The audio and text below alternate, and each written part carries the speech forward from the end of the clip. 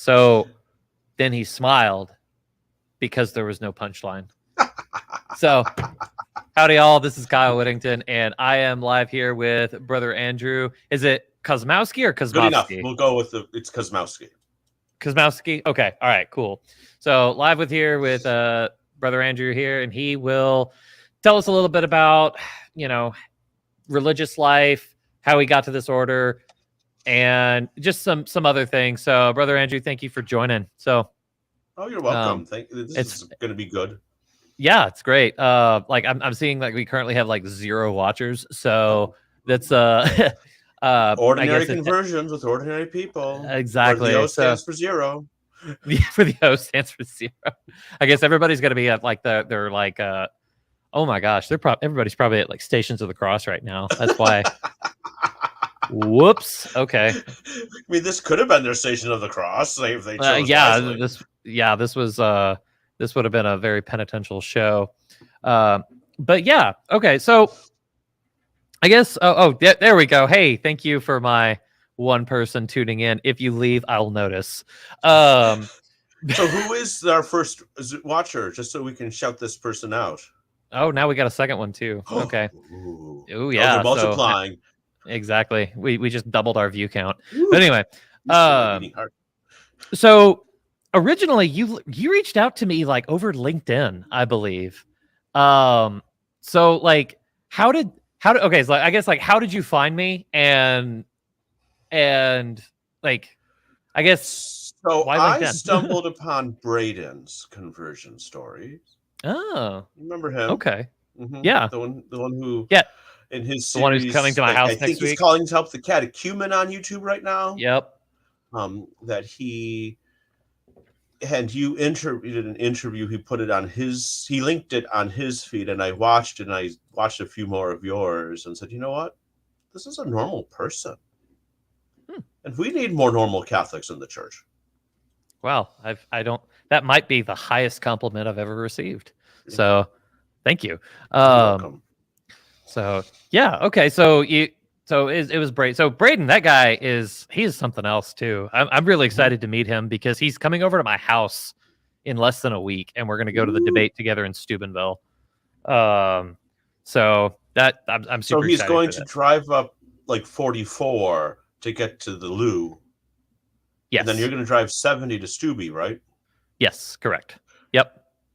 I'm just a little bit off of 70 in Dayton, Ohio. Yeah. Okay, yeah, we'll talk offline about that. Yeah. We might be able to I can take the best ice cream place in town. Well, so we're going to be there pretty early in the morning, which kind of leads me into a little bit of the topic today of like, what does your day-to-day life look like? Oh, well, no, we're getting way ahead of ourselves. Okay. So you're a Marianist brother. Yes. Who are they? Who is that? How did that happen? Say who Marianists are not first, because there's a lot of confusion here. Marianists, Society of Marianists, are not to be confused with the Society of Marists. Okay. We are not Maronites. Okay. We are not Marians of the Immaculate Conception, or Marians for short. Okay. So you can tell I've gotten a lot of confusion with this in the past. Mm-hmm. So let's just omit all those. And we'll probably get to the Marianist thing in greater depth, because I think that'll be a fun story to go to. So it might actually be coming up shortly after this. So who are the Marianists? Well, we're a small religious order. I would hazard that we're about maybe 1,000 worldwide. Okay. And I'm actually going to see if that statistic is in my reach, since I have my international personnel with me. Oh, we're only 840 worldwide as of the printing of the international personnel, and we've had some deaths since then. Oh, wow. So we're a small religious congregation. And we've been around since 1817 for the men. For the women, 1816, so a year before. Okay. And for the lay, ultimately reaches to 1803. So in some ways, the men are the third order, Interesting. which is very different because usually it's the men's order than the women's order than the lay. Okay. So how did that come Became about then? oh, I'm glad I set that ball up for you. So in 1800s, we came to be in France, and for most of our listeners, I'm assuming they know a little bit about world history to know that just before this was the French Revolution. So Father Chaminade had to flee to Spain. Okay. Father Chaminade's our founder, beatified in 2000, priest in Bordeaux. Fled Bordeaux, went down the road to Spain, arrived in Zaragoza, or Saragossa if you want the English saying, on the 11th of October, and I don't remember the year, like 1790 something. Mm-hmm. And that is the vigil of the Feast of Our Lady of the Pillar, big name in Saragossa. Mm-hmm. So he arrives in this, and there's this big festival going on, like if you were to do this, Kyle, you'd be like, oh, this is a nice welcome party, but who knew I was coming? Who down there knew I was coming? Mm-hmm. So he got there, stayed a few years, and was meeting with a few other people, a few other French priests, French bishops, who were trying to think about how to re-evangelize France when they were able to return. Okay. So Father Chaminade, already in his 40s at this time, the late 30s, 40s at this time, Okay. knew of the sodalities of the Jesuits, knew of other different like groups to the sodalities, and instead of returning and immediately founding a religious order, he founded the lay sodalities. And those lay sodalities in Bordeaux did so much good work that the Archbishop in Bordeaux wrote, and you can, if you wanted to go to the archives, you can actually find this, wrote something like, there is no good work in Bordeaux that does not go back to Father Chaminade. Okay. So for a time, Father Chaminade was also the apostolic administrator of one of the nearby dioceses, declined being a bishop. So you know he's pretty smart. Mm-hmm. And just wanted the title missionary apostolic. And one advantage of that title is he was able to move from diocese to diocese without having to announce to the bishop he was there, and he get the Mm-hmm. permission to say mass. I mean, he had to share the bishop was there, but didn't have to go Right. through a lot of the rigmarole of being Right. able to say mass. So he goes back to Bordeaux, founds the lay sodalities, and through another collaborator of his, Venerable Marie-Therese de Lamoureux, hears of the efforts of Adèle de Basse-Tronquillon, who was beatified, I think, 2018, in Agen. And they start working together through this long correspondence, realize their aims are similar enough that he starts writing a rule for her group of women. Mm. Just after they get the blessing of the bishop to start a kernel of a religious order, on October 2nd, 1817, I think it's 12 men make their commitment to do a life similar to what the sisters are doing. Okay. So it's very quick. Now, Father Chaminade in France in 1817 founds a Society of Mary. Okay. In 1816, Saint Marceline Champagnat, similar name to Chaminade, in France, founds a Society of Mary, now known as the Marists. Okay. So I'm convinced the good Pope at that time saw Chaminades and said, "Didn't I just sign this?"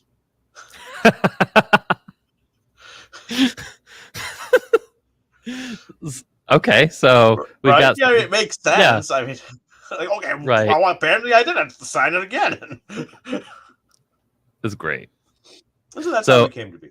I'm sure that there's okay. other Marianists, if they ever hear this video and look at it, they're like, well, he's becoming Marianist specialist and he's remembering that. It's like, yep, yep, yep. Okay, Not in our cool. histories, one way or the other. So Nice. Okay, so that's your, or excuse me, so that's the order story. And you said Father Chaminade was beatified in 2000, correct.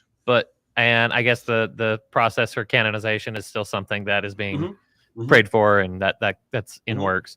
Are there any like I guess I'm like trying to play insider baseball at this point, but like are there like any miracles right now that are like currently under investigation?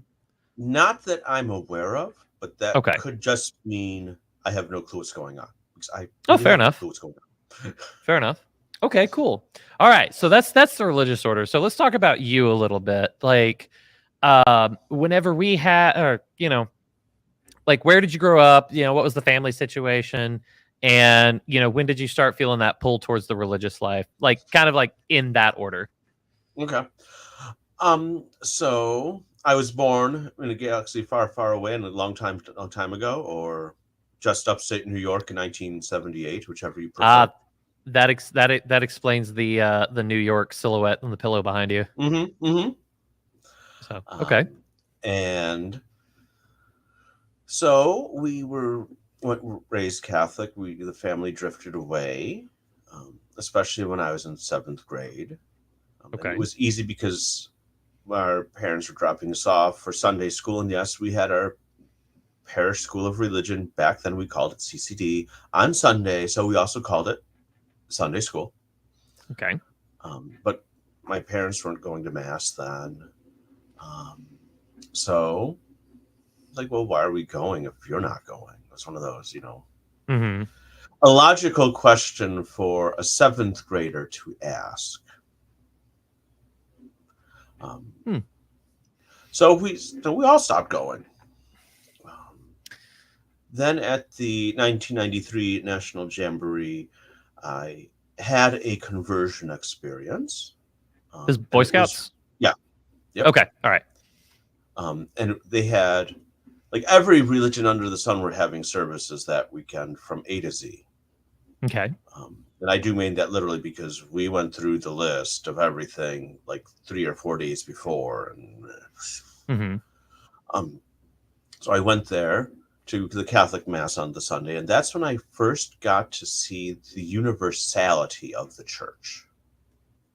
That the church is more than the parish. That the church is What do you mean more by than that? the diocese. So Okay. And it was a mass with scouts from around the country, and a smattering of Catholic scouts from different countries, because some council troops like mine, we picked up a few non-U.S. scouts. Okay. Just to fill up our ranks. Yeah. Occasionally, troops make mistakes and bring in a Canadian or two. Yeah, I get it. We had Maltese with us, so. Oh, okay. That's actually way better than what I was the joke that I made. So, but like that's really cool. So yeah, so that was my tote back. I went back for confirmation willingly on my own. My parents did not drag me. I'm the one who kind of dragged them to drag me. Oh, okay. Because I think they would have been fine not having to go to the church to drop me off and pick me back up. Okay. So that happened, got confirmed, and then I had another conversion experience with scouts my senior year of high school that basically left me saying, you know what, I'm not leaving the church. I might not go to church, but I'm not going to leave the church either. And I think that there's a distinction here in terms of, no, I'm not going to become Mormon. No, I'm not going to become evangelical. So You might become lazy, but like you're not going to apostatize. yeah, or because Yeah. I wasn't driving at that time, and the Ah, church was. I mean, the nearest church was 3 miles away one way. And do you want to be doing that in the Buffalo winters, the Western New York no, winters? No, no, no. no, no. Yeah. So yeah, so that happened, and because I wasn't able to get to mass, I wasn't necessarily Mhm. going to mass. But Gotcha. then I went to college, and I was able to go to mass because it was like 3 blocks away as opposed to 3 miles away. Okay, gotcha. Where'd you go to college and what did you study? I went to a small college in New England, closed the year I graduated, Bradford College. Oh, I studied natural sciences and elementary education. So okay. Okay, cool. thought I wanted to be a teacher, and I can tell you now at 44, going on 45, I should not have done that. I should have. I wish I had looked elsewhere. So for me, librarianship, what I'm doing now, is the perfect fit for me. I'm in Nice. education, but I'm not in the classroom. Nice. Nice. Okay. So cool. All right. So I imagine So during then this, yeah, you go probably ahead. want to know. So how do you meet the Mariners? Do. Well, first I was actually going to ask, Oh, like, so you move on probably different. felt a little bit of a pull towards a vocation other than marriage. So how do you, I mean, first off, like, what's the first step in that decision? Like, did you start thinking maybe diocesan, maybe religious life, or how did that look? So I felt I could get into a lot of trouble as a diocesan priest because I saw that as a lonely life. Oh, okay. I grew up; it was just the priest in the rectory, Yeah, no that other sounds about right. no other person there. Um, and so that was like no, no, no. And it was about the time I was after I graduated college, I started to really start to think about religious life because it would be that community piece. Okay.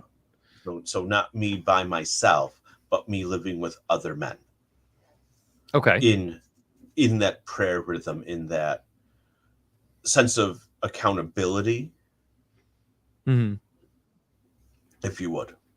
Okay, gotcha. Okay, so you'd already kind of like eliminated diocesan as an option for Mm-hmm. the loneliness factor. Mm-hmm. You had that desire for community, but what is it? Like the Franciscans have like a charism for establishing new Mm-hmm. religious Mm-hmm. orders. So Mm-hmm. I've heard a joke that's saying like there's a few things that only God knows. It's like the number of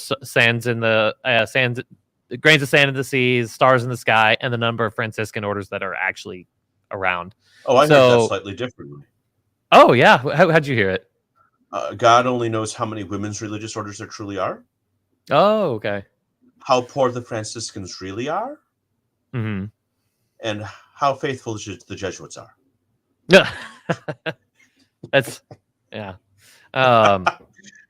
Yeah, So, we all poke fun at the Jesuits, so don't worry. But I do have a okay. Dominican joke when you want one. Oh boy. Okay.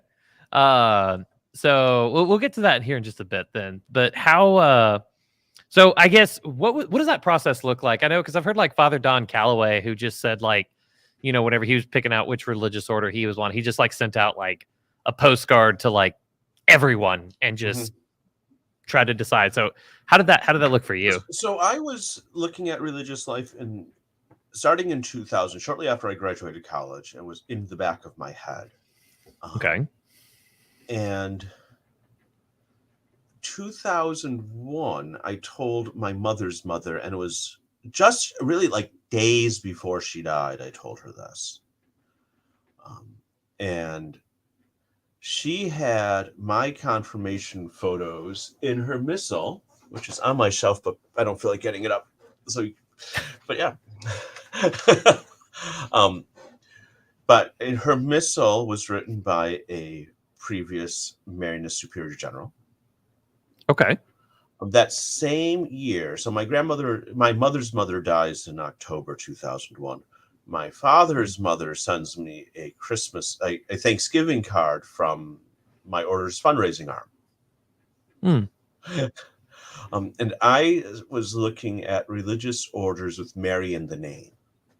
Okay. I can't tell you why that was important, but it was important. So Hmm. we have the Dominicans, great love of Mary. received the rosary from her, as the lore goes, Mm-hmm. but Order of Preachers does not have Mary in the name. Therefore, they did not meet my one criterion. Okay. So So why did Guided the Mary yeah? has Mary in the name. Okay. You know, it's funny because I mentioned Father Don Calloway, and like that was like his exact same criteria, and he went with the order that had like Mary like 3 times in the name. Yeah. And so I guess why not? Why don't you have an MIC at the end of your name? So it's that winter 2002. I spent a Mm-hmm. week with here in Dayton. Okay. But I was at different houses, and I found home. Okay. Um, All right. and so why should I have continued looking when I had found home? I guess an analogy to that is like, why keep dating around if you think you already found your wife? Exactly. So okay. Well, cool. So, okay, so you said you found home. Mhm. Right now, I'm working with or kind of mentoring a young man, and one of the pieces of advice that I always give him is because he's not married, and he's not even dating anyone right now. Is like, you need to discern the priesthood, you need to discern the religious life, Mhm. and you know, so he's actually spent time in monastery, at least one monastery a couple of times, and he's like, but he asks like, how do I know though? And you know, for me, like I could tell you a little bit like how you know whenever you're going to marry somebody, but I've never joined a religious order, so I Mhm. couldn't tell him that. So I guess for like that young man right there, what advice would you give him to say, how do I know that this religious order is for me? It's the same advice I would give to a man thinking about asking a woman asking to propose to a woman. Hmm. Do you feel more whole there? Hmm. Hmm. That's one to chew on. Yeah, and maybe Kyle, you're married. I am. Think of before you met your wife, and think of like just before you proposed. Did you have that feeling of I feel more whole with her? Before I proposed, no. Before I proposed, I was extremely frustrated because my father-in-law had actually proposed for me. Oh, But that's a whole different story. that's a whole different story. It's funny. By the Sorry, time I maybe I actually, should ask that no, before we it's all went good. live. No, yeah, no, it's good. No, it's the. I don't want to get too off track here, but um, my father-in-law had basically like ruined everything. Every plan that I had to like try to propose to my wife had fallen completely on its face. It failed miserably. And by the time I got to the point where I finally had my father-in-law's blessing, or not my now father-in-law's blessing, Mhm. and by the time that rolled around, I was broken, I was defeated, and I was just like, you come here, put this on your hand right now. Like it was just like, I'm It was tired. almost like you were a few steps away from clubbing her and putting the ring on the finger yourself. Basically, like I was Caveman almost Kyle there. over here. It's just like, put this on your finger now, or I'm gone forever. No, like it was a very frustrating experience. But yeah, so I guess though there did come a time where like I just knew that this was the woman that I wanted to marry, Mhm. and And like not maybe not yeah, just wanted to marry, but the woman that God gave you to call you to a greater holiness. mm, yeah. No, that was definitely one of the I guess one of the qualifiers, I guess. Though I think with marriage, and maybe I'm too much of a pragmatic and not enough of a romantic here, but like I don't know. I do think that it is possible to like make it work with more than one Mhm. person. I feel like religious orders are different in that way, in that, well, really and truthfully, like you're really only getting married to like the same person, and that's God. It's just you're exploring different expressions of that. So But I don't know. Like if it, I see you doing one of these. It's like, okay, how would you word that differently? Yeah, you can see I picked this up when I was in India for 6 weeks. um, so I think I would probably consider it more like my analogy for religious life as the call to holiness is think of a rock tumbler. Okay. Um, and the rock tumbler is the house. And you throw these ugly rocks with sharp edges in the rock tumbler. And those would be the brothers or the Hmm. sisters. Okay. Okay. And then you need to throw a little bit of sand in there for the rock tumbler to do its work. And that sand is God's grace. Hmm. And we bump against each other, we rub up against each other, we scratch each other in religious life. So if you're thinking that we're just pious and pray, I'm sorry to be the one to dash your illusion, but community life is work. Community life, we're real people. We have real people baggage. And yeah, we will rub against each other, we'll scratch each other, we'll bruise each other, we'll bump each other. But as a rock tumbler, when it's done, you get these really nice, beautiful gems Hmm. because of the us rubbing against each other and the sand, and because of the rocks rubbing against each other in the sand. In community life, God's grace allows us to become saints despite our faults because we're rubbing against each other. So even those times when we're less than holy with each other can be Hmm. grace-filled moments so we can become saints in the end. Okay.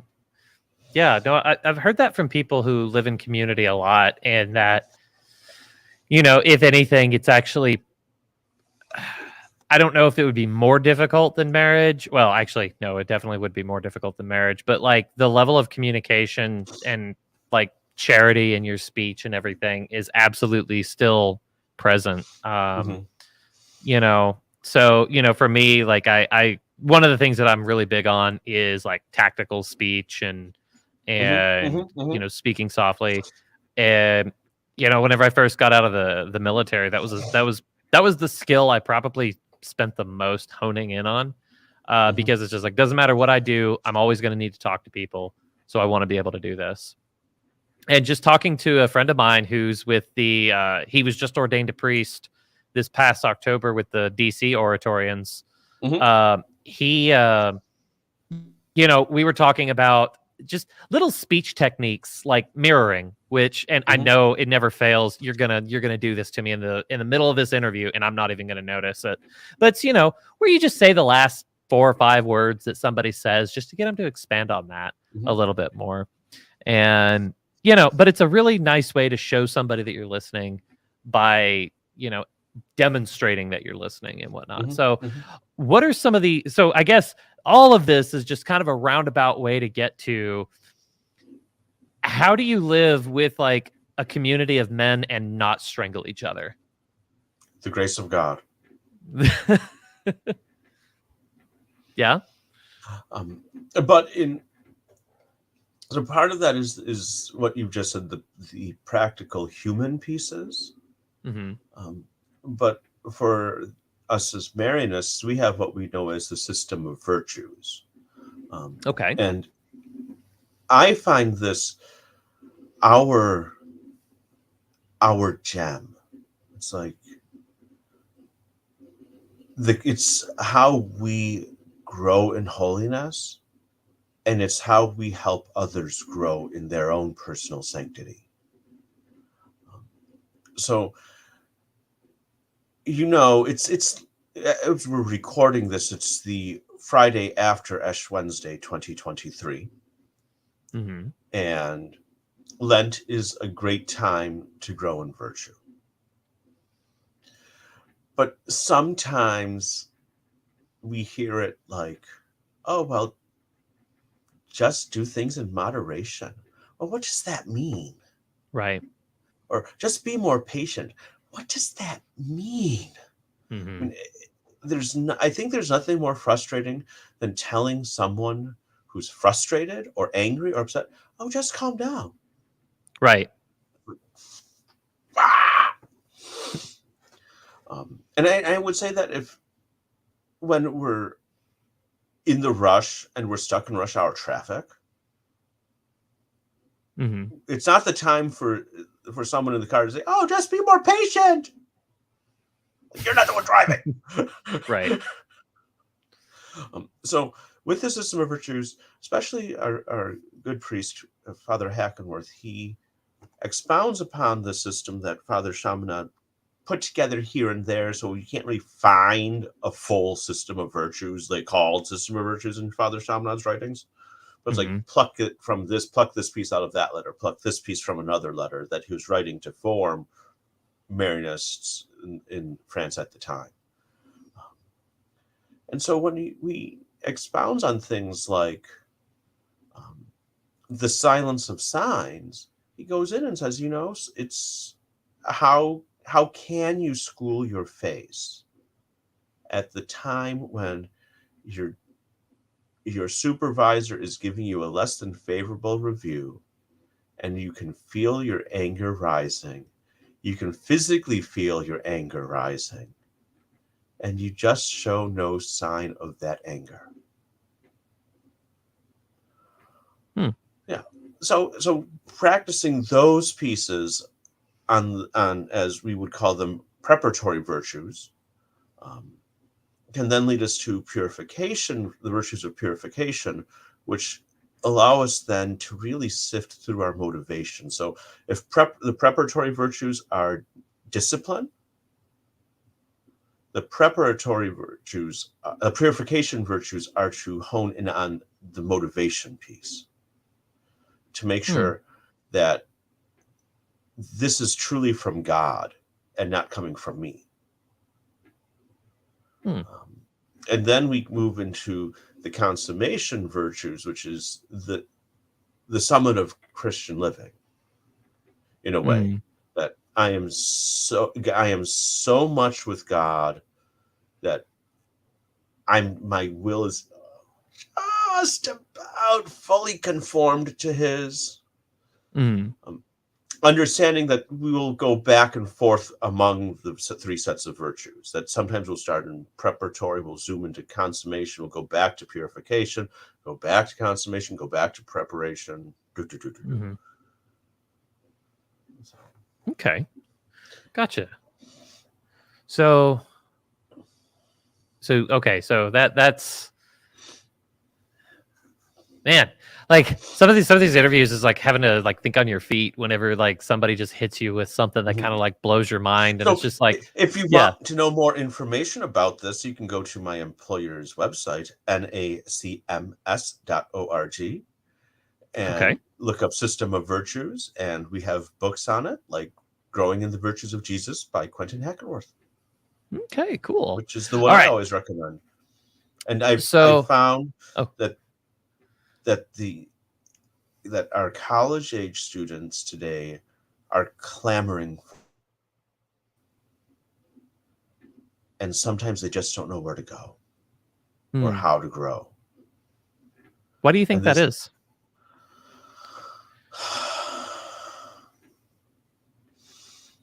I think maybe not my generation, but just maybe a few years older than me, have grown insecure in their ability to raise men and women of faith as a result of poor catechesis themselves that they experienced. And so there's that piece. I think there's a sense of, I don't know what else to call it other than maybe nihilism or a spiritual malaise that's going on, that some of our good college, that many of our college students don't even know they're in. But at some point in time, for many, there comes an awakening, but then they don't know what to do after that. So how can we?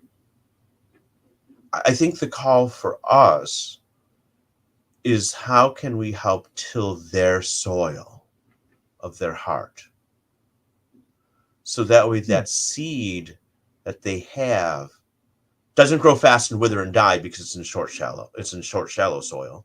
Mm-hmm. It's not taken away by whatever of the day we're talking about.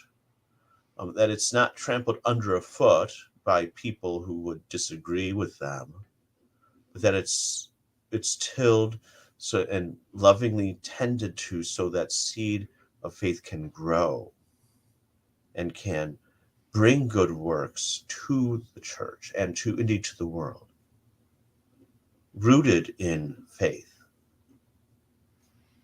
Hmm. So I think for for me, this kind of becomes a way for me to do that now.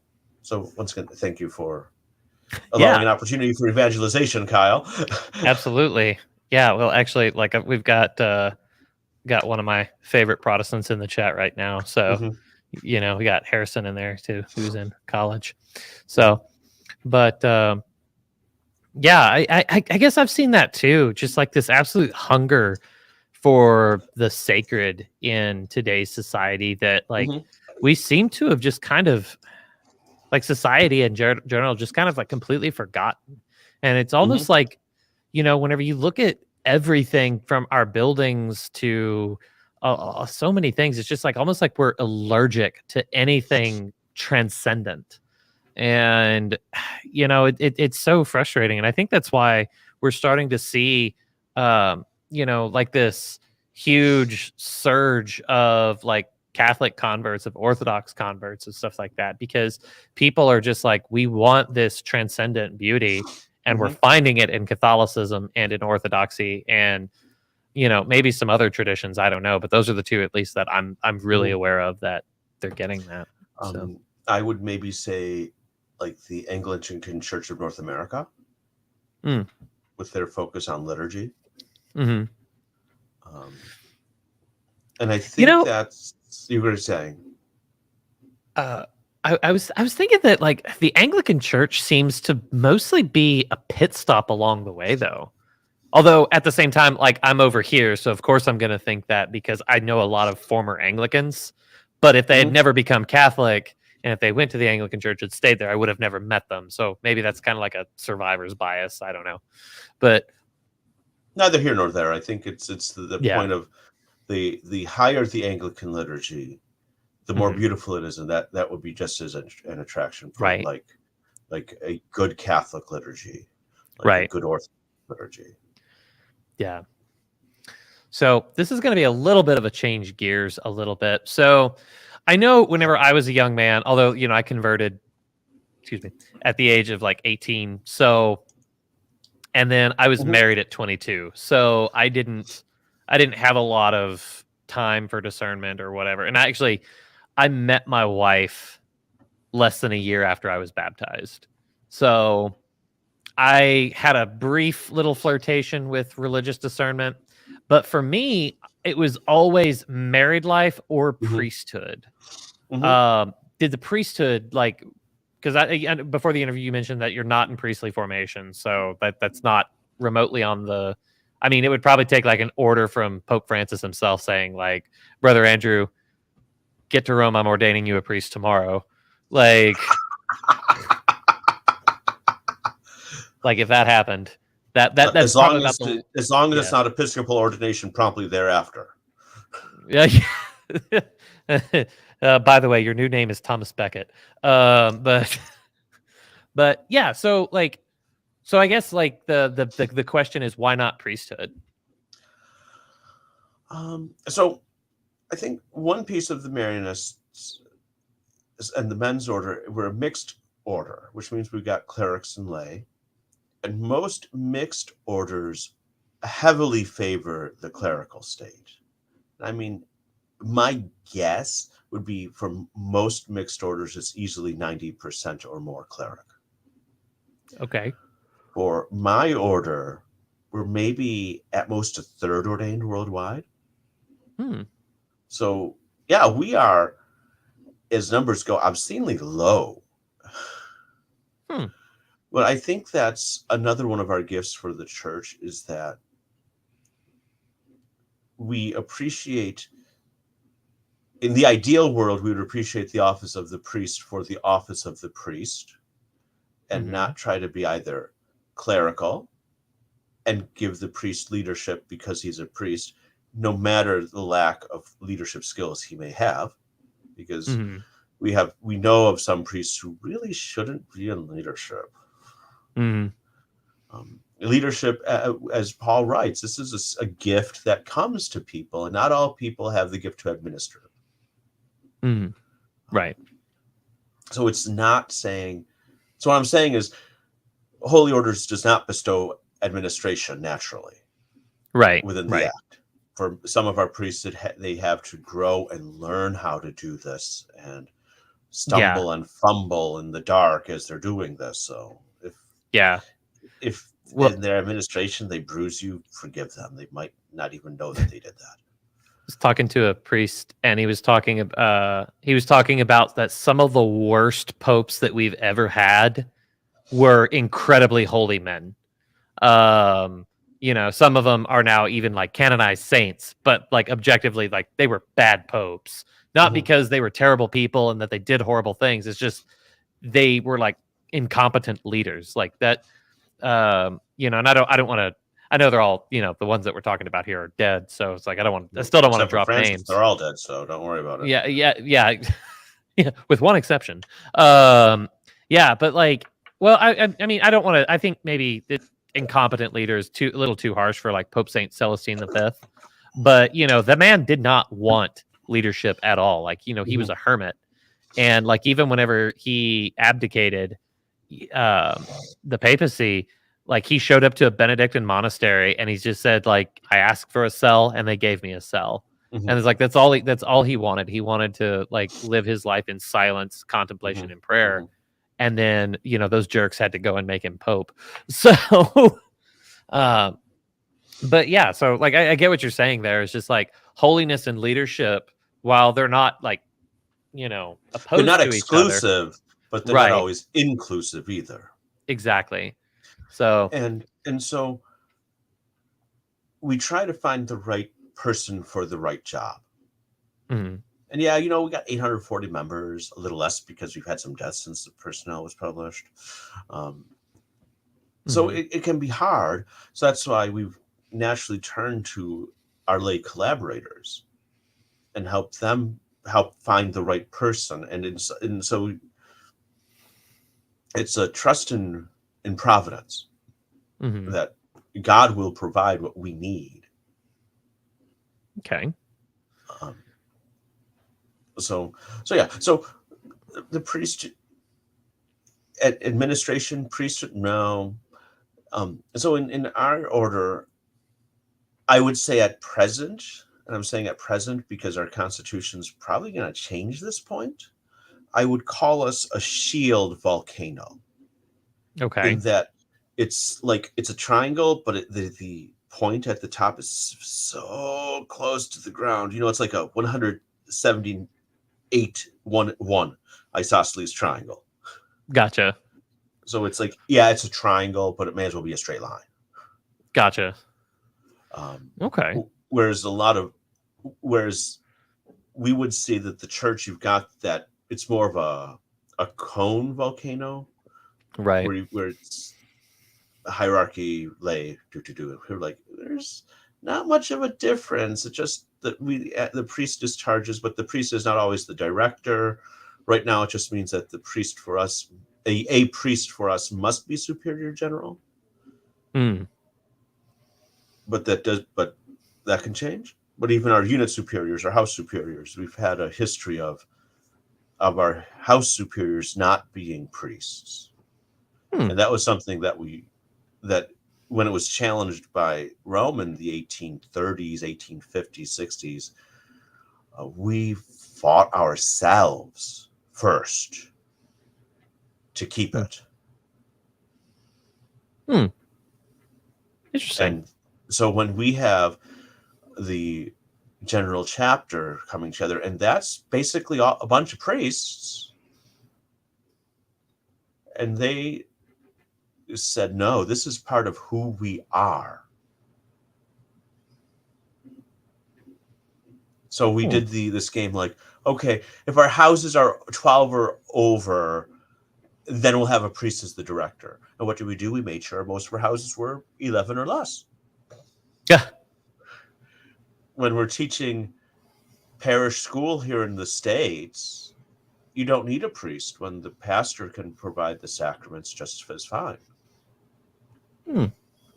So you send 4 or 5 brothers to a school in say, St. Louis, where we still have a presence, or, at St. We had some parish schools in the city of St. Louis, so you just do it. Okay. So yeah. So while you were talking, like we do now have a Jesuit in the chat now. So we got Father John Brown here. So so this is when we'd have to pull the Jesuit jokes, then, right? I bet I would be willing to bet that Father John has both heard them all and also like knows better ones that like you and I have ever heard. So yeah, but I still have the Dominican joke up my sleeve. Okay, all right, yeah. So, but one thing that you mentioned there is just like trusting in the providence of God to provide for you, and I know you kind of mentioned. Oh, he said he does have some great ones. So the and you mentioned that your order is kind of shrinking right now. However, like I just maybe the tone of your voice, it kind of struck me that like that didn't like bother you at all, or like No. So how does that situation feel for you?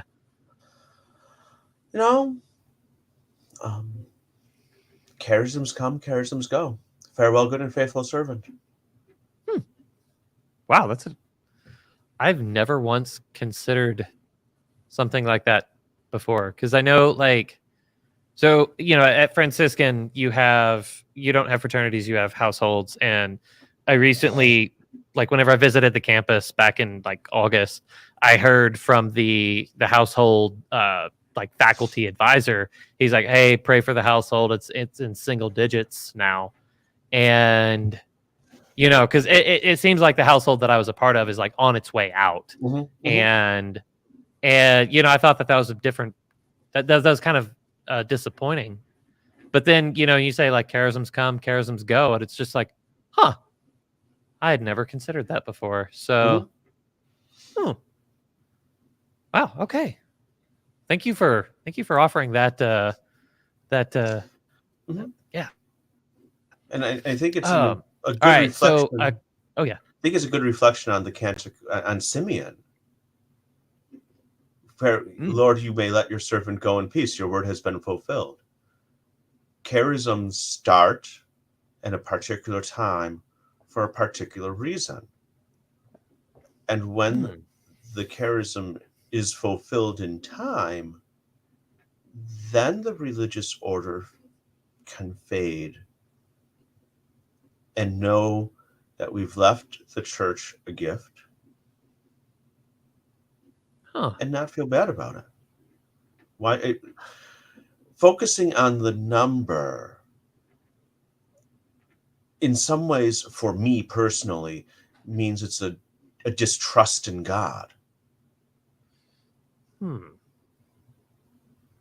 Wow, that's really profound. That's so your diocese in St. Louis, like my diocese of Cincinnati, like my home diocese of Buffalo, is undergoing a parish reorganization scheme, or whatever you want to call it, a road to renewal in Buffalo, beacons of light in Cincinnati, whatever. All things new in St. Louis. Which, as we all know, there's nothing new under the sun. So,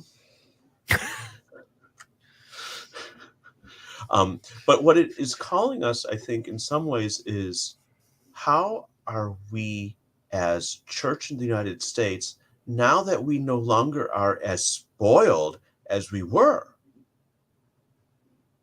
Because we are the last statistics I saw, the U.S. has the fourth largest population of Catholics in the world.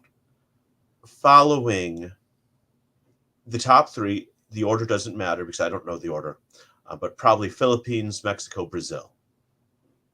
Okay. That same time, the United States had more priests than those three combined. So we've gotten very spoiled as a church by having a very large number of priests compared to our population. Whereas, for example, when we staff parishes in Mexico or in Puerto Rico, our priest would have to circuit ride and might get to an out chapel once a month. So you know that priest is hearing confessions. Like, this is not 30 minutes before Mass and then we're done. Right. This is this is the only chance they're getting in the month to go to confession. So the priest needs to be there for like 2 or 3 hours minimum. Right. And they don't want a little dinky 10-minute homily. This is the only time we're going to hear the priest. Right. Give us 20 minutes. I think we in the States have gotten spoiled by having a large number of parishes, having a large number of dioceses, and we don't have the priests to support that. In my archdiocese, and I have heard this from Archbishop Schnurr's mouth, one of the major reasons we're doing our Beacons of Light is to help the priests not suffer burnout within their first 10 years of ordination. And so, out of concern for them, he, at 73, started the Beacons of Light program, and he didn't need to do it. He could have kicked this down the can until the next archbishop, but he's doing this to help prevent his priests from burnout so they can be better pastors for us. And what do we as laity do? We bite that hand and say, I don't want my church to close. It's like, well, either you accept a reduction in masses or your church will close because you won't have the healthy priests. Yeah. That is something that I've noticed, is that, anybody who's ever been in a position of leadership understands that a lot of times you have to make tough decisions, and that you will never make a decision that makes everybody happy. And most decisions that you make, especially like the more people that you have under you, you're pretty much guaranteed that any decision that you make will make at least a group of people obscenely angry. And then a little bit, and I guess I'm going to get a little spicy here. But a lot of times you've got some of these more radical traditionalists that just seem to be never happy about anything. And I can tell you, as somebody who used to be a leader in the military, is that if I had a troop that I knew was never happy about anything, no matter how hard I tried, I wouldn't even try to make them happy, because that's just a waste of my energy. So like some of these guys that just like are always biting the hand that feeds, I say this, like it's almost like a crazy dog. Like, do you try to train a crazy dog? Well, no, you do something else. And Pope Francis is kind of doing that. Which, for better or worse, and that seems to be what's going on. Yeah, and it's frustrating to me, because as much as I love the Latin Mass, like I want to like encourage these guys of like, hey, simmer down, calm down, let's think this out. Maybe Dad's got his belt out because we've been doing something, you know? And you know, Maybe it's we're the not problem. it's not even that. You mentioned it. Where's the joy? Right. Why should I associate myself with mopey people, with gloomy gusses, with people who, when they're fasting, make it known they're fasting? It's like, no, no, no, no, no. If you're cranky because you're fasting, then for mercy out of me, don't fast. Cardinal Lorenze, World Youth Day, Toronto, 2002. Oh, If fasting makes you cranky, don't fast. interesting. So I know so the so yeah, yeah. go ahead. So I mean, for Yeah. that, it's like Ash Wednesday. We heard just that. When you're fasting, put on a joy, put on a happy face, so people don't know you're fasting. Mm, And we can expand this based on what you said. If honey attracts more flies than vinegar, yeah. Pope Francis is one of his first circulars was Evangelium Gaudium, the joy of the gospel. Hmm. The conciliar document Gaudium et Spes, joy and hope. Mm, yeah. We're called to be people of joy. Jesus calls us to be people of joy. Yeah. So we need that joy. And Yeah. that for me is why I entered a religious life, because I was able to see that joy in the brothers. So okay, so how did that work? Did you like just have like a vocational visit or something Mm-hmm. like that? Mm-hmm. Or Yeah, so where I grew up, I wouldn't have known the Marianists at all.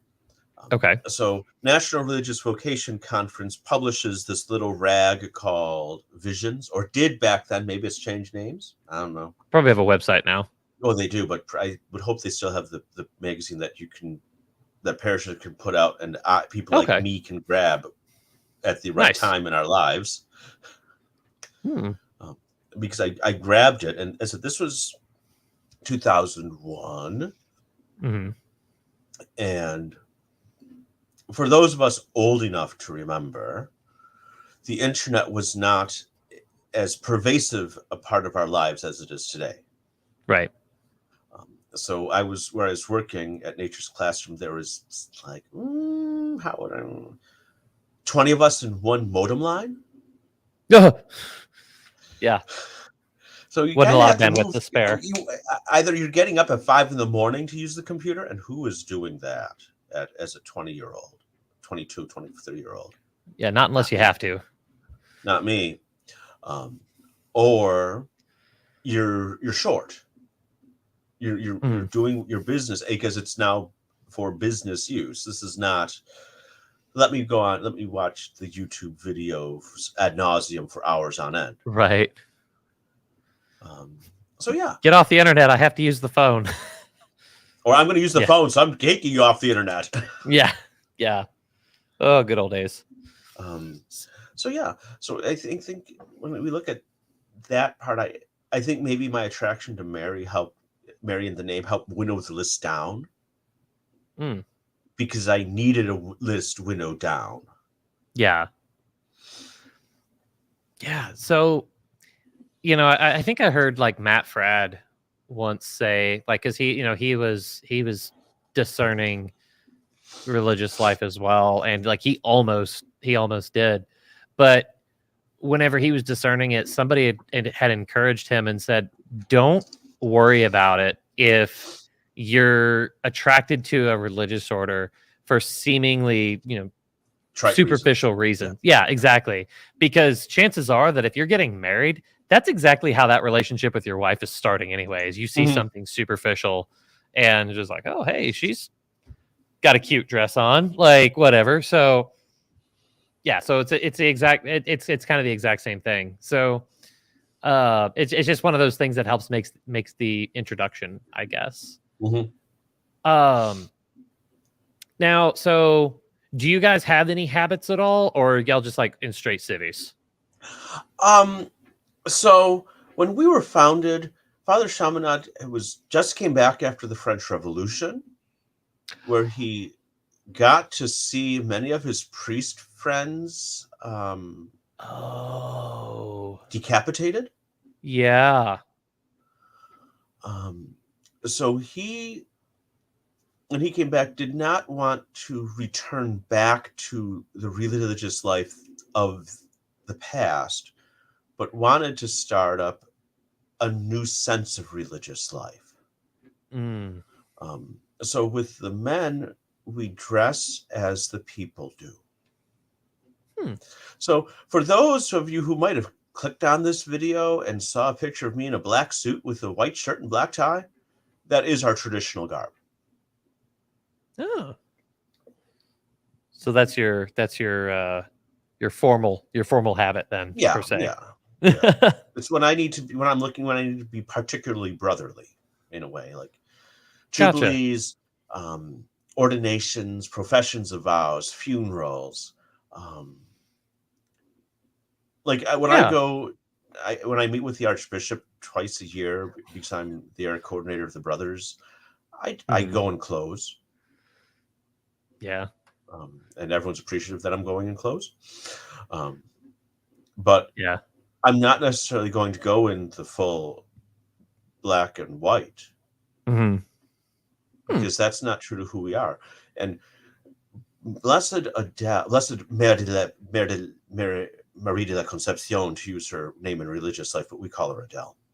Blessed Adele de Bastre-Coleon, she wrote to another one of the Marianist sisters, keep this on the down low, but Billy Joe over there is founding a group of men just in our same spirituality, but to be a leaven in the world. They're secret. They're not known. They're not drawing attention to themselves.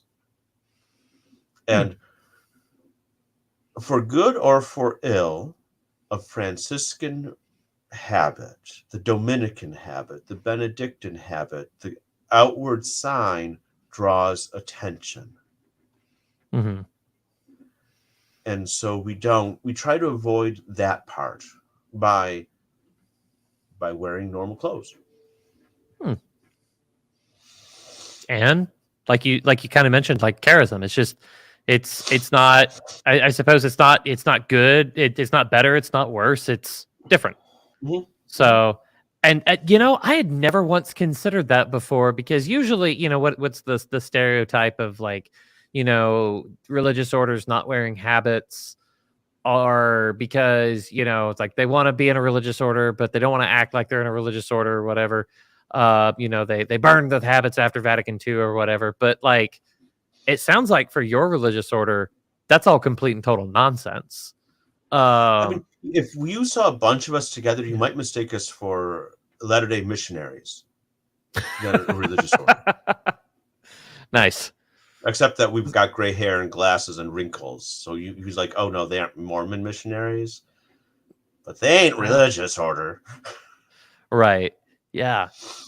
So, okay, cool. So, all right. So no habits, but what does the progression look like? So let's say this young man that I'm mentoring says that, hey, I want to go check out the Marianists. So, like, I guess, how does that process look to go from, if he says, like, I want Brother Andrew's job, how do I get that job? Like, what's the first thing he does? Oh, John Brown, I see a comment. Can I do this? Yeah, press on John Brown's comment here. Yeah. So unfortunately, my ring has vanished, so I don't know where it's at right now. But yes, you notice that Father John has said that the Marianists wear a gold ring, and yeah, we all ideally, as I said, I lost mine, have a gold ring, and that's peculiar to us, and even when Rome was raising objections to the number of priests we had and how you can do this, wrote, if the bishop objects to you wearing rings, you don't wear rings in those dioceses. Right. So it's part of us on our traditional garb as well, that at perpetual vows we would draw a gold ring. We wear a gold ring that would be given to us at perpetual vows. Okay. So let's start at perpetual vows, because that's the goal of religious formation, is to get to the end. So if a candidate were to approach my vocation director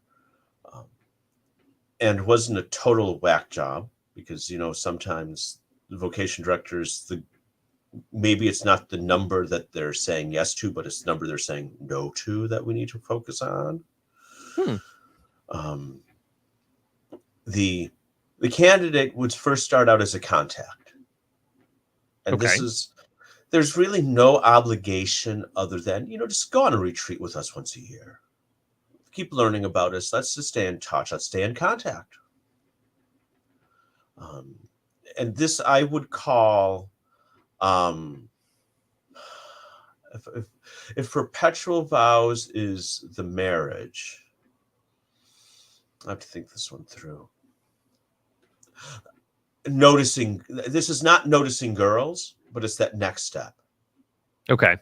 And since it's been ages for me, so I'm like, I don't know. You've been out of the game. It's it's like 17 years of brother ed, 3 years initial formation, so it's 20 years since I've been worrying about that.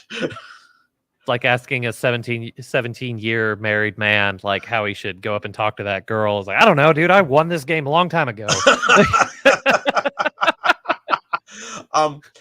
But yeah, so I really no longer know what that first step would be called. Okay. In shooting for marriage life. Okay. Then for all orders, there's a pre-novitiate stage, and that will vary from order to order. Some it's like a few months. For us, it's nearly a year. And the goal of that, in my mind, is can the candidate actually live this life? Okay. So I would call this.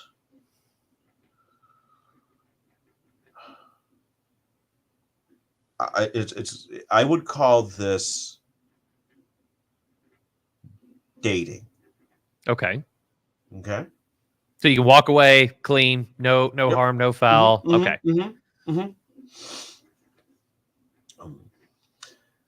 Then comes our novitiate, and every religious order has a novitiate. Canon law requires this to be a year and a day. I don't know how long the Jesuit novitiate is. I know ours tends to be like maybe a year and a half ish, maybe year and 3/4. And the purpose of the novitiate is to learn. So it's a hothouse. The candidate, the novice, is learning about herself, because it's the same for women too. Okay.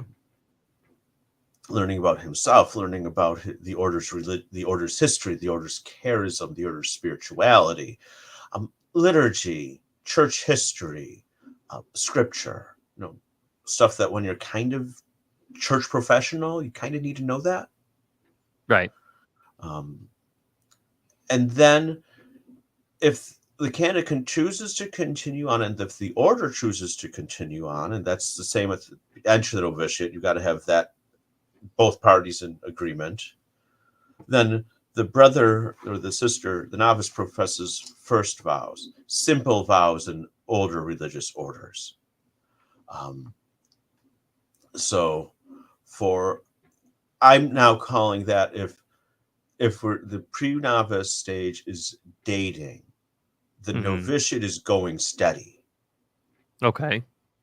Because that's when you really start to learn about each other then, right? Right. Then at first vows, simple vows, that's where I call it the engagement phase. Okay. Now you can walk away still technically, but it's going to hurt a bit. Okay. Or the order can walk away from the candidate, from the brother in temporary vows, the sister in temporary vows, and say, yeah, no. Okay. At each time that those are renewed. And those, different orders have different periods of time for this. For us, it's a minimum of 3 years, a maximum of 6 years in temporary vows, and with the possibility of like freakish things that happen that can extend it out to 9. Okay. and then it's perpetual vows. And part of the preparation for perpetual vows is thinking, do I want to be a priest? Okay. As I said earlier, many orders have considerably more priests than brothers. In my order, it's the flip-flop of that we have a lot more brothers than we do priests. And when I was preparing that letter, I realized if I had sought priesthood, it would have been about me. It would not have been about the brothers. It would not have been about the church. And that is the worst reason to become a priest. Mm-hmm. I was like, well, that's easy. I'm not asking him for it at all. If you just ask for perpetual vows, save me 7 years of seminary too. Yeah. Okay. Gotcha. So, and then once you do all that, now after your perpetual vows, if I remember correctly, because I heard this from like a religious order whenever I was in Naples, Italy, that's like after perpetual vows, like if you were to try to walk away, like that permission has to come from the Pope. Is that, yeah. So it's like that's like that is it's dead serious at that point, like literally like dead serious, like it's kind of like a cage match at that point. Only one of you is getting out alive. So the order or you. Yeah, not quite. That's marriage. Marriage is a cage match. You know, only one of you is going to survive. But no, I say that to my wife all the time, hoping that she doesn't poison me one day. Now, it's like in 2001, where the mayor of Happy Valley Goose Bay, I think it was, or wherever it is in Lebanon, where all the planes were landing from the Atlantic on September 11th because they couldn't enter U.S. airspace. He called his wife the War Department. Nice. So Kate Kism or Catechism or Katie Kism says maybe this question. I mean, I think Katie Kism sounds I like way Katie better. Kism. Let's run with that. Yeah. So maybe this question was asking, lay Marianists get married? Are there third order Marianists? So I'm going to ignore the last question because I think it's part of the first question. Okay. So back way earlier in this conversation, we were talking about how religious families get established, and usually it's the men's branch, then the women's branch, then the lay branch. And in the Marianists, it was the lay branch, then the women's branch, then the men's branch.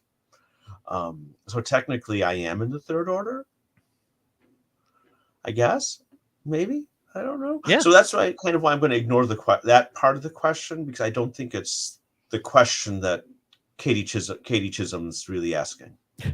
Yeah. So okay, but sorry for butchering your nickname. The joys of this medium. So I would say that when we as Marianists talk about lay Marianists, we're talking about men and women who do not enter consecrated life, but dedicate themselves to the Marianist charism in some manner.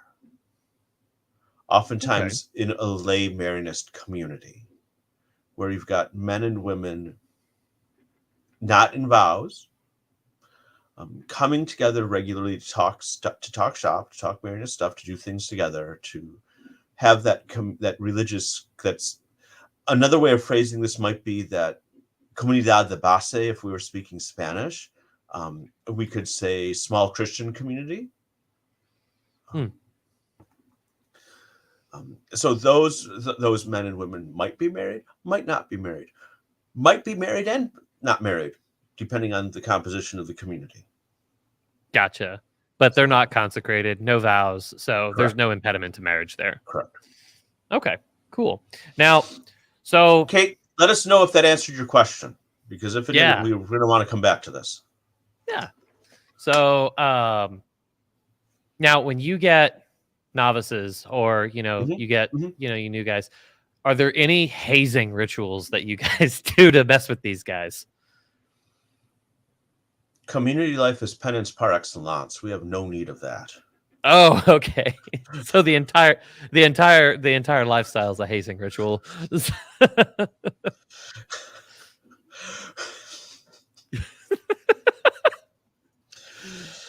Yeah, if you think so, then your wife definitely is going to throw some cyanide into your drink. So if it tastes a little bit like antifreeze, you've been warned.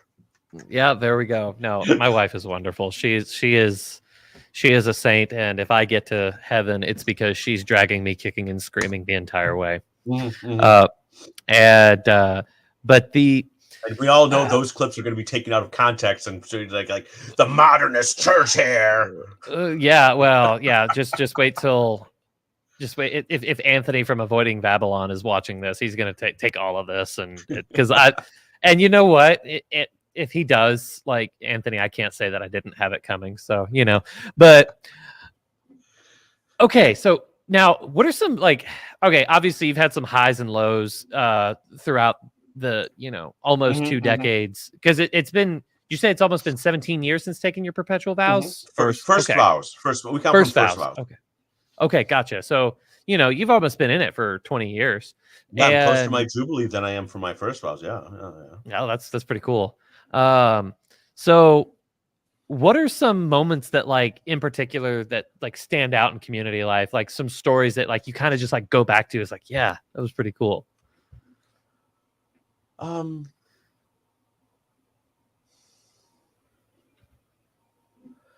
there's one story that I would want to say, but I don't want to say it on this forum, so I'm not Okay. going to go there.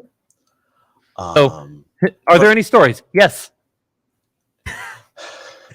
No. But I remember living with one of our brothers. We had a novice with us. Back when I was a novice, we spent the second part of the novitiate away so we could see if we're actually starting to do this right, and also Mhm. so another community could see us and see are we total whack jobs or not. Okay. So more eyes on us to say, that yes, this person can be a Marianist, or no. And he's from San Antonio originally. More than 25 years in religious life at this time. It was his birthday, and the novice and I, we sang to him Las Mañanitas, which is sung by many Spanish-speaking men and women for birthdays. And he Okay. commented that that was the first time in his religious life that the brothers sang to him in Spanish. That's really cool. Mm-hmm. Also, if the brothers truly love you, they'll let you know by saying, maybe you need to see a doctor. When was the last time you saw your spiritual director? You know what? I've noticed XYZ, and maybe you need to see a counselor. Mm-hmm. Yeah. I guess I have a lot of people in my life that love me because I hear stuff like that all the time. But no, sorry, that was a lame joke. But anyway, That's why we didn't laugh. yeah. So, all right. Well, that's really cool. So, there was one. Yeah, the question that's in the title. So you're Marianist, and you are, it seems like you've dedicated your life to Mary. So how is that not worshiping Mary? So first, this is hilarious. You don't even know how hilarious this is. Oh boy. Because there was a book written in the early 2000s. I've forgotten the name of it, and I wish I had thought of this so I could have pulled it off the shelves. Mm-hmm. But there are those Mariolators out there who, for every private apparition of Mary, especially the deemed not supernatural ones, that they take as deposit. Okay. The author not knowing that there's a religious order out there who called ourselves Marianists, uppercase M, use the term Marianists, lowercase m, for this group. When our Superior General found out, he wrote to the author via the book publishing house and said, in future editions, please change this word to something else so you do not confuse us for them. So,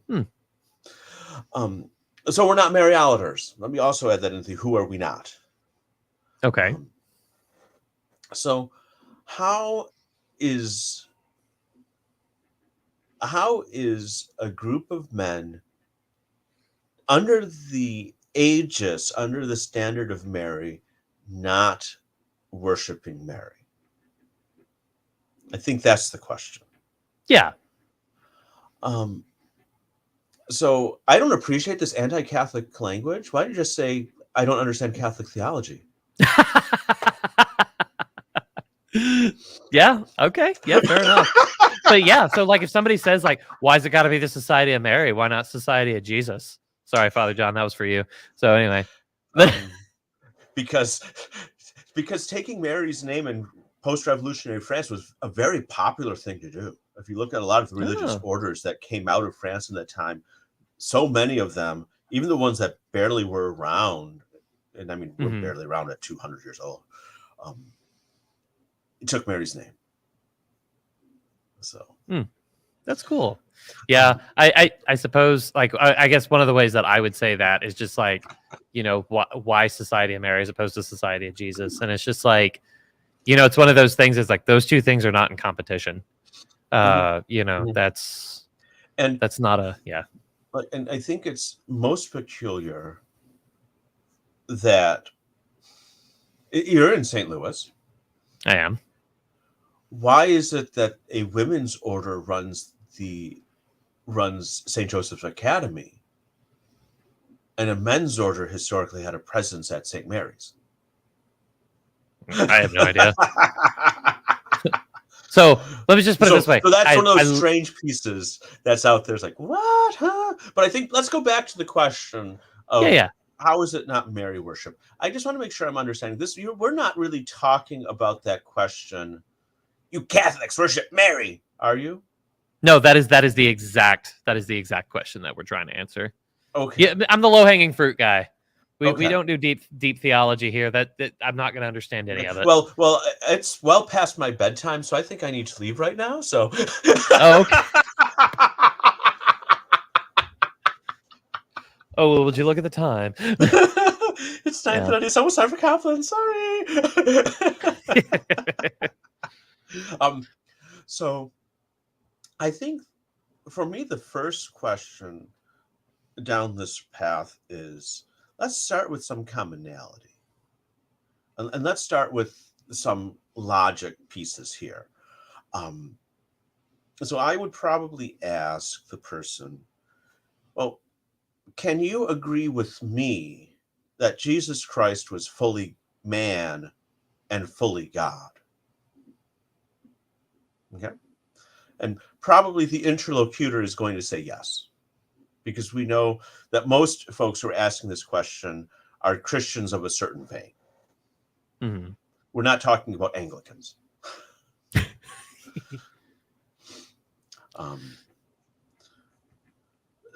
Then the next question is, well, can you agree with me that Mary was fully human and not divine at all? Yeah. It's like, okay. So we're in agreement here on this. So, and you know, Kyle, there are some arguments that you have to go A, B, and then you've got to jump to point E before you get back to point C. Okay, that's what we're doing right now. We're jumping a little further ahead instead of going for. We've gone A, B. We're not going to C right now. We're going someplace else to get back to C. Then I think what might be worth it is, so are there some people in the world that you love more than others? Yes. Yes, yes. I don't need to know who you dislike, but are willing to say, can you just say that there's some people you love more than others? Yeah, yeah, okay. Yeah. Yeah. For those people you love more than others, are you more likely to ask them to pray for you? Definitely. Yeah, yeah. So, if Mary is fully human and truly is the mother of God, which I would assume that Christians we should be able to agree with. Yeah. Yeah. You'd think so. Then why shouldn't I ask the mother of God, fully human, mother of God, to, to pray for me? And I think this also this logic also helps us with our community, with the communion of saints, and how we can get in trouble. Like you said, we say pray to Mary, or we pray to the saints. It's like, and I think maybe this is our own fault as Catholics for using we pray to Mary, or we pray to the saints, and maybe we should change that to with. We pray with Mary. We pray with the communion of saints, because we certainly are asking them for their forgiveness in the Confiteor too. We're asking them for them to pray for us. Yeah. And we do that, like, in some of the higher liturgies. We're doing that on Sundays, and maybe even every day, when we say, and I pray to ever blessed Mary, ever Virgin, all the angels and saints, and you, my brothers and sisters, to pray for me to the Lord of God. So we've already put them in an order of how we love them. Yeah. Yeah. Well, I guess like on the subject of like maybe we should change our language, that would be okay, except for the fact that we've got an entire like body of writings that already use that language. Yep. And especially like so one of my biggest gripes actually right now is actually the word worship. And I don't hate the act of worship, but I actually like strongly dislike the word, and I don't like the fact that that's what we use to mean latria. Like I absolutely. Would you prefer cult? So that's another frustration. Like I hate that that's a pejorative. But even then, that's the word in Latin for worship. Yes. That's the word that we and farming in Spanish. Yeah. And we get cultivate from the word. Yeah, that's why I was saying cultivate, like, and farming and all that. Yeah. Culture. Yeah. So but no, the word worship, it just means worthy. So like English tradition, you would call, the mayor of a town, his worship the mayor, because you're just saying that he's a worthy man. And it's just like, and that really undersells what we owe to God. So like, I actually really strongly dislike the word worship. But so whenever you go back and read like St. Louis de Montfort, and he's saying how we worship Mary, and it's just like, no, we don't. Yeah, that's an awkward translation, because he's using a much older definition of the word, or the translation's much older than that current sense of the word. Anyway, I could go. We've been going for like an hour and a half now, and that's that's one of my biggest frustrations, that I could go for an hour and a half longer. Maybe I'll do that in a future video. Yeah, one that I'm not your guest on. I think that would be a good plan. Yeah, it's like, Kyle, I hope you have all the success in the world talking about this subject over there. It's like the blessing of the Tsar from Fiddler on the Roof. No, the rabbi is asked, "What's the? Can you bless the Tsar?" It's like, sure. May the Lord bless and keep the Tsar far away from us. Yeah. Yeah, exactly. So, all right. So we have gone probably about, actually, like this was a fun interview, because like we've already gone like half an hour over time here. But you said that you had a Dominican joke up your sleeve, so I'd like to hear that before we close out. So it was World War II, and the U.S. GIs were paratrooping over France. And one of the paratroopers gets caught in a tree. Normal thing, right? And so he sees this man walking on down the road, and he asks, "Where am I?" And the man says, "You're in a tree." And the soldier asks, "By any chance, are you Dominican?" Like, well, yes, I am. How did you know? It's like, well, because what you've said is absolutely true and absolutely useless. Oh, that's great. Well, hey, for the 7 of you who are currently watching, thanks for doing this. And everybody who in the future stuck around this long to listen to my ramblings and my Brother ramblings. Andrew's. Yeah, I mean, you were dropping bombs there for a minute and blew my mind multiple times. I did say on the Discord, at least, that this could be a Lenten penance. So I did warn y'all. Don't look at me and you go, well, it's longer than an hour. It's like, I told you it was going to be penance worthy, so I don't want to hear about that. That's funny. So yeah, so for those of you who gave up YouTube for Lent and cheated to watch this video, first off, shame on you. Second off, I hope this was a penitential exercise for you. But anyway, so like, subscribe, do all that, and good